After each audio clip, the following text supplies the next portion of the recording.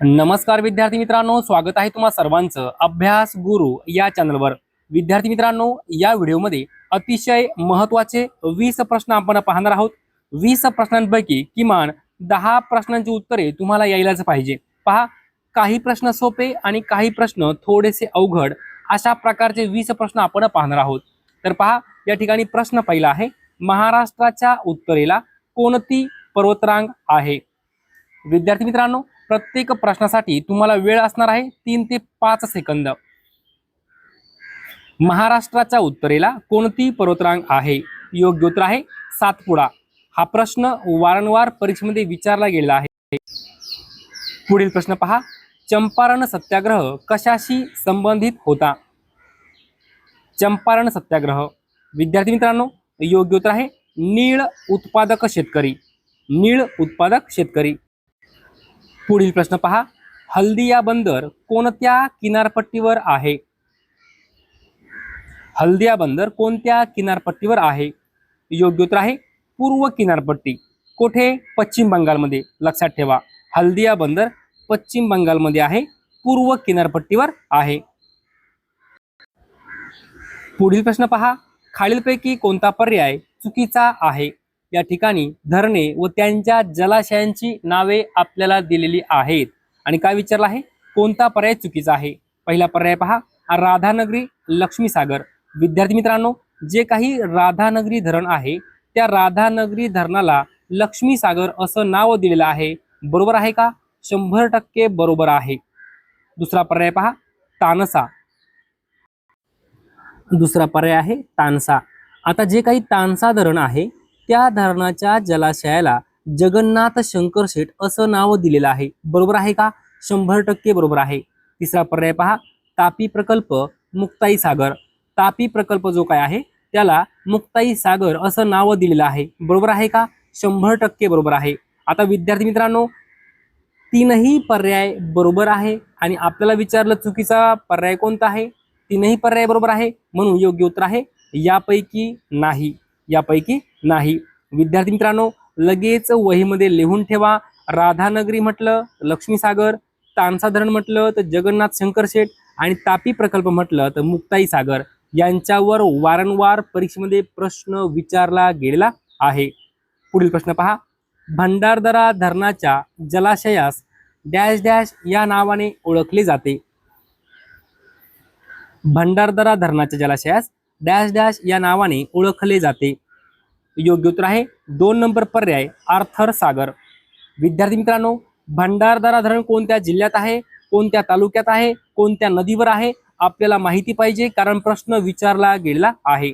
तर पहा, भंडारदरा धरण अहिल्यानगर जिल्ह्यात आहे, अकोले तालुक्यात आहे आणि प्रवरा नदीवर वसलेलं आहे। तीनही पॉइंट महत्त्वपूर्ण आहे, तीनही पॉइंट लिहून ठेवायचे आहे। भंडारदरा धरण अहिल्यानगर जिल्ह्यात आहे, अकोले तालुक्यात आहे आणि प्रवरा नदीवर आहे। ओके। पुढील प्रश्न पहा, कोणत्या केंद्रशासित प्रदेशामध्ये भारताचा पहिला भूऔष्णिक ऊर्जा प्रकल्प उभारला जाणार आहे? कोणत्या केंद्रशासित प्रदेशामध्ये भारताचा पहिला भूऔष्णिक ऊर्जा प्रकल्प उभारला जाणार आहे? योग्य उत्तर आहे लडाख। लडाख। पुढे पहा, सन 1857 चा उठाव घडून आला लॉर्ड कॅनिंगच्या कारकिर्दीत, पण या उठावाची बरीचशी बीजे कोणाच्या कारकिर्दीत रुजली होती? पहा, जो काही 1857 चा उठाव आहे तो लॉर्ड कॅनिंगच्या कारकिर्दीत घडून आलेला आहे। आपल्याला वारंवार परीक्षेमध्ये प्रश्न विचारला गेला आहे की खालीलपैकी कोणाच्या काळात 1857 चा उठाव घडून आला? उत्तर काय असते? Lord Canning. पण या ठिकाणी प्रश्न काय विचारला आहे? सन 1857 चा उठाव घडून आला लॉर्ड कॅनिंगच्या कारकिर्दीत, पण या उठावाची बरीचशी बीजे कोणाच्या कारकिर्दीत रुजली होती? हा प्रश्न आहे। या ठिकाणी योग्य उत्तर आहे लॉर्ड डलहौसी। Lord Dalhousie. पुढे पहा, महाराणीचा या शब्दाची विभक्ती ओळखा। महाराणीचा, विद्यार्थी मित्रांनो, महाराणीचा जर चा, ची, चे, चा हे प्रत्यय असेल, कोणती विभक्ती असते? षष्ठी विभक्ती असते। योग्य उत्तर आहे 3 नंबर पर्याय। पुढे पहा, मरकट हा शब्द कोणत्या प्राण्यासाठी वापरला जातो? मरकट योग्य उत्तर आहे 4 नंबर पर्याय माकड. मरकट माकड दोन्ही शब्द समानार्थी आहेत. पुढे पहा, घटोत्कच या अलंकारिक शब्दाच्या अर्थाचा योग्य पर्याय निवडा. घटोत्कच योग्य उत्तर आहे 3 नंबर पर्याय कपटी मनुष्य. कपटी मनुष्य.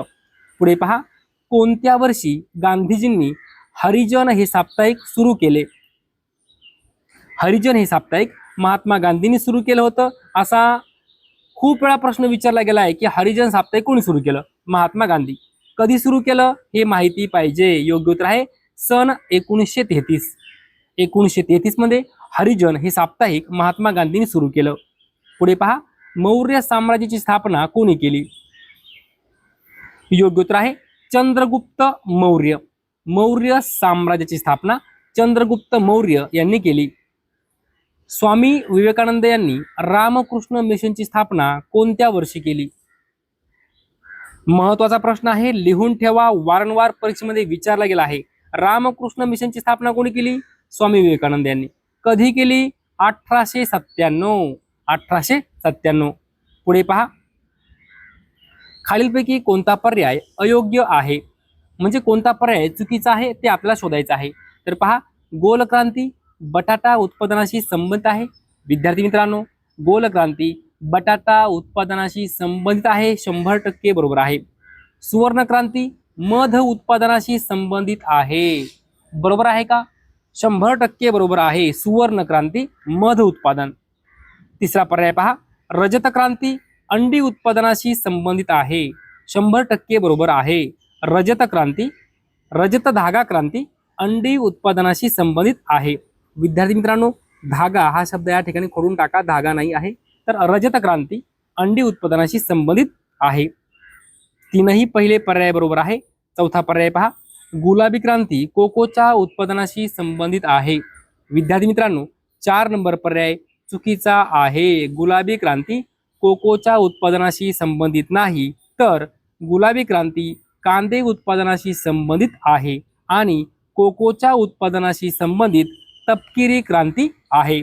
लक्षात घ्या, गुलाबी क्रांती म्हटलं तर कांदे उत्पादन. आता कांद्याचा कलर गुलाबी असतो की नाही वरून, तर असं लक्षात ठेवायचं, गुलाबी क्रांती कांदे उत्पादन. आणि तपकिरी क्रांती म्हटलं तर कोको उत्पादनाशी संबंधित. ओके, तर या ठिकाणी हा जो प्रश्न आहे याचं योग्य उत्तर आहे 4 नंबर पर्याय. योग्य उत्तर म्हणजे ते चुकीचं आहे. आपल्याला अयोग्य विचारलं आहे की नाही? खालीलपैकी कोणता पर्याय अयोग्य आहे? तर 4 नंबर पर्याय अयोग्य आहे. पुढे पहा, राष्ट्रीय उपभोक्ता दिन कधी असतो? राष्ट्रीय उपभोक्ता दिन योग्य उत्तर आहे 24 डिसेंबर. पुढील प्रश्न पहा, इंगित या अलंकारिक शब्दाचा अर्थ काय होतो? इंगित या अलंकारिक शब्दाचा अर्थ काय होतो? तर पहा, योग्य उत्तर आहे मनातल्या भावना. इंगित म्हणजे काय? मनातल्या भावना. पुढे पहा, मराठा साम्राज्याचा शेवटचा पेशवा कोण होता? योग्य उत्तर आहे 2 नंबर पर्याय बाजीराव दुसरा. मराठा साम्राज्याचा शेवटचा पेशवा बाजीराव दुसरा. लोकमान्य टिळकांचे जन्मस्थान कोणते? योग्य उत्तर आहे रत्नागिरी. रत्नागिरी जिल्ह्यामध्ये लोकमान्य टिळकांचा जन्म झालेला आहे. पुढे पहा, वैभव या शब्दाचा विरुद्धार्थी शब्द सांगा. वैभव योग्य उत्तर आहे 3 नंबर पर्याय दारिद्र्य. वैभव याला अपोजिट वर्ड आहे, याला विरुद्धार्थी शब्द आहे दारिद्र्य. पुढे पहा, दामोदर खोरे प्रकल्प कोणत्या राज्यात आहे? दामोदर खोरे प्रकल्प योग्य उत्तर आहे 3 नंबर पर्याय झारखंड आणि पश्चिम बंगाल. लक्षात ठेवा, झारखंड आणि पश्चिम बंगाल. पुढे पहा, उद्विग्न या शब्दाला खालीलपैकी कोणता विरुद्धार्थी शब्द आहे? पर्याय पहा, नीरस, स्वच्छ, धीमेपणा, प्रफुल्लित. विद्यार्थी मित्रांनो, आपल्याला विरुद्धार्थी शब्द विचारला आहे, परंतु उद्विग्न म्हणजे काय? उद्विग्न म्हणजे कसा? उदास, दुःखी असा अर्थ घ्यायचा. नाराज हे झाले समानार्थी शब्द. आपल्याला काय विचारलं? विरुद्धार्थी शब्द म्हणजेच काय? प्रफुल्लित. उद्विग्न या शब्दाला विरुद्धार्थी शब्द आहे प्रफुल्लित. 4 नंबर पर्याय आपलं उत्तर आहे. पुढे पहा, खल या शब्दाला समानार्थी शब्द कोणता? खल. योग्य उत्तर आहे 1 नंबर पर्याय दुर्जन. खल म्हणजे काय? दुर्जन. विद्यार्थी मित्रांनो, अशा प्रकारे या व्हिडिओमध्ये अतिशय महत्त्वाचे 20 प्रश्न आपण पाहिलेले आहेत. हे सर्व प्रश्न वारंवार पोलीस भरतीमध्ये, तलाठी भरतीमध्ये, वनरक्षक भरतीमध्ये, आरोग्य भरतीमध्ये विचारले गेलेले आहेत. जर तुम्हाला आपला हा व्हिडिओ आवडला असेल तर नक्की एक लाईक करा, शेअर करा, सबस्क्राईब करा. धन्यवाद.